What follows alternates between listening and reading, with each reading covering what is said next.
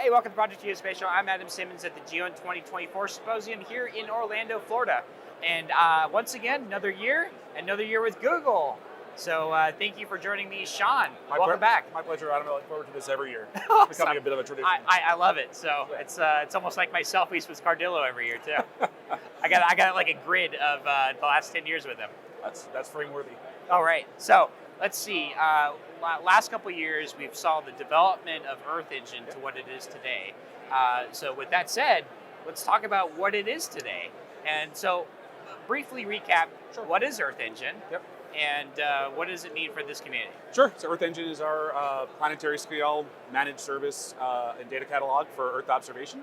We've got 50 years of the planetary record from Landsat 1 all the way through all of the current missions with NASA, ESA, et cetera. About 100 petabytes of analysis-ready data, and it grows by about 2 petabytes a month. That's incredible. I remember when an Google Earth server was maybe 2 or 3 petabytes. Yes. And that was a lot. It is a lot, yeah. But I mean, this is full multispectral data as well, so it's not just about visualization. So Earth Engine really sits at the center of our geospatial analysis platform, but increasingly, I mean, this has been a breakneck speed year in terms of research and AI. And so Google's DeepMind team has been doing a ton with geospatial, and Earth Engine's been powering all of it. So a couple of examples that we have here. We announced Cloud Score Plus, which is basically a new approach to removing clouds from imagery. So we're actually looking and teaching models what the Earth normally looks like. And then when clouds come into the picture, we have a model that says, hey, this doesn't look right, there's something here that's not normally here, and we're able to mask out those clouds with really, really high accuracy. So that's one example. Another one, this is really kind of cutting edge. So this is a concept of embedding and building almost a synthetic satellite, if you will. So we're taking in multiple data sets. We're taking in Sentinel-2, Landsat 9, but then also like ERA data for weather, slope, aspect, and doing this globally, bringing in JEDI, space laser data. And what you're doing is you're creating these 160, 180 band synthetic images that have all of those embeddings there. And that allows you to do very simple like KNN classifications without a ton of processing power. So this kind of flips the paradigm of like, let's take all of our pixels and run it through inference to actually like putting the inference in the pixels themselves and allowing people to use very low cost compute to do analysis on top of that. Another thing is super resolution. So in this case, we're taking this widely available 10-meter imagery, we're training it on high resolution satellite imagery, and it actually allows us to basically be the biggest churn detector of change in the world. And this is how we prioritize and task our more expensive commercial imagery that we purchase, but we also use it to automatically segment features, segment roads, buildings, etc. And here's a good example of what that looks like. You can see this fairly blurry 10-meter Sentinel-2 image. When we apply the super resolution to it, and we can do this for every single scene that comes in, we're able to, infer pixels here. So that's incredible. Generating. That's amazing. Yeah, generating high resolution data from the low, and then allowing us to actually do segmentation on top of that to pull out roads, buildings, even feature heights. So talk about an increased base map. Exactly. Especially since I know you all used to use Landsat before, yep. and still use Sentinel for some of the zoomed out base map. But now it's increased, resolution every more without even having to get new stuff. Correct. Wow. So that's some pretty exciting stuff. So are you using the aerial partners that you have to help increase the resolution of do super resolution? Yeah, I mean we're training it on higher resolution. Okay. So yes, aerial, satellite. Yeah. Okay, so you're sensor agnostic in that regard. We are, and the whole idea is to transfer what you're learning at the high resolution models to the lower resolution data, which because of the increased coverage rate and daily revisit and push broom that you're catching these large swaths.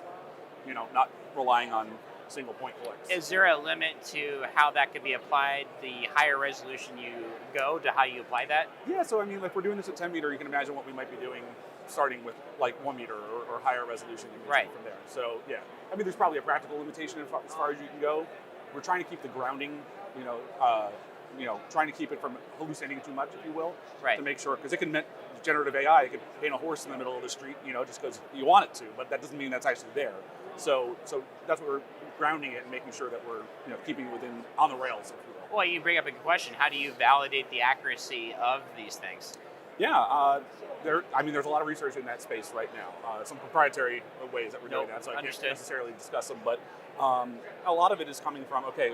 So say you're doing these 10 super res scenes, and then you're able to validate occasionally with, an actual collect of 30 centimeters or something like that. So you're able to kind of validate along the path, and then that can actually influence, where the model may have digressed, and then we can correct that, fix the end in the future.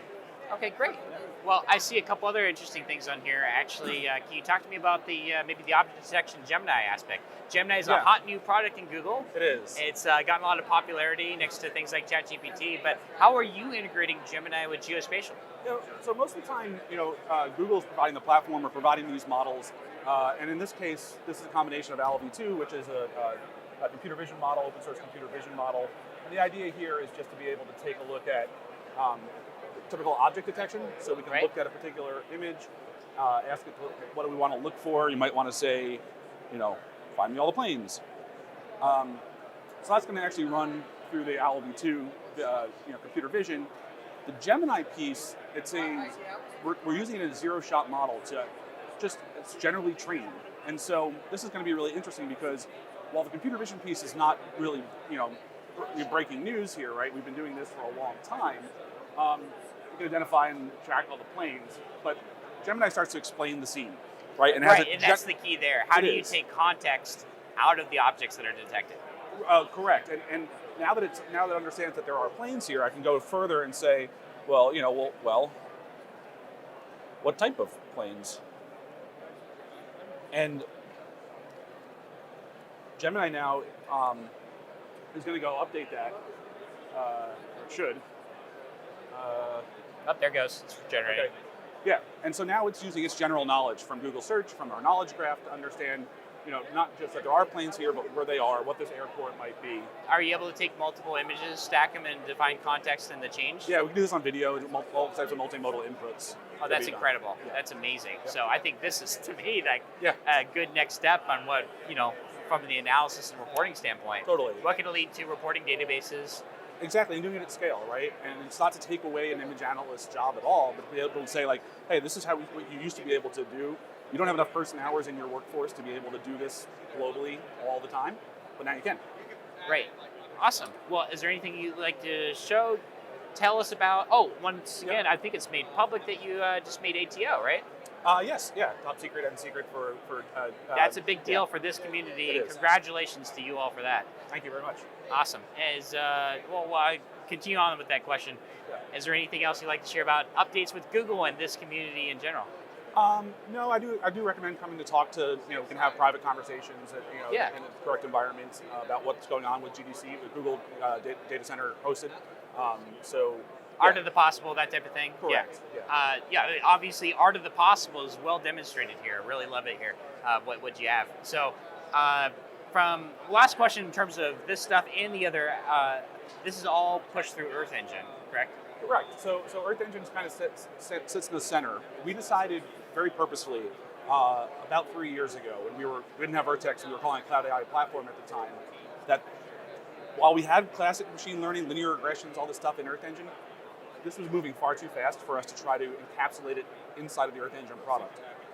When I want to run segment anything, right, that's a meta model that's running PyTorch. I don't want to have to manage all that infrastructure. So Earth Engine coordinates the pixels, orchestrates the training and inference that's actually done on Vertex, rather than trying to keep that inside of our platform. So it's kind of like a spoken hub type of a design where all the pixels are coming through Earth Engine, then the training and inference happens on Vertex, or if it's tabular, maybe in BigQuery with AutoML, and then as things are identified, visualized, they come back to the Earth Engine for display and for further analysis. Are you doing anything with the front end to make it easier for end users, other than developers, to grab, maybe customize what you have here for the various tool sets, and then maybe take embed codes or snippets of this to integrate with their own tool sets? Yeah, I mean, so most of our enterprise users, code editor is for fast iteration, learning, and iterating on your algorithms.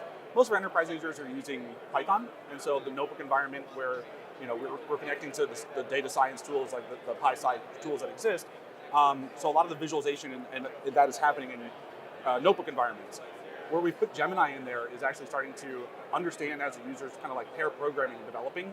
So you're actually able to say like, hey, I need to figure out what the average standard precipitation index was for 50 years. And you can start to ask these more human type questions, large language questions, and then generate code.